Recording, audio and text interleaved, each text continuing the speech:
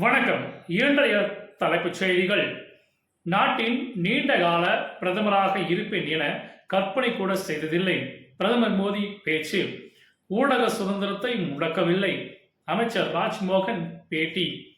டெல்லி பாரத் மண்டபத்தில் பிரதமர் மோடிக்கு பாராட்டு. மாநில முதல்வர்கள், மத்திய அமைச்சர்கள் பங்கேற்பு. அமெரிக்கா, ஈரான் மாறி மாறி தாக்குதல். மேற்காசிய நாடுகளில் நீடிக்கும் பதற்றம். ரஜினி, கமல் எனும் இரு சூப்பர் ஸ்டார்களை உருவாக்கிய திரைப்பட இயக்குனர் பாரதி ராஜா காலமானார். திமுகவில் இணைந்தார் அதிமுக முன்னாள் அமைச்சர் பெஞ்சமின். கட்சியை காங்கிரசுடன் இணைக்க மம்தா திட்டம்.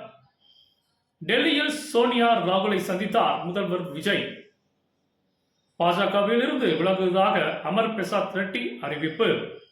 மின் விநியோக சீரமைப்பு பணிகளை ஒருங்கிணைக்க 10 குழுக்களை அமைத்தது தமிழக அரசு. ஈரான் தக்க விலை கொடுக்க வேண்டும். அமெரிக்க படைகளின் வான்வெளி தாக்குதல் குறித்து ட்ரம்ப் கருத்து. குடும்ப அட்டைகளில் சீர்திருத்தம் மேற்கொள்ள சிறப்பு முகாம் அறிவிப்பு. நன்றி.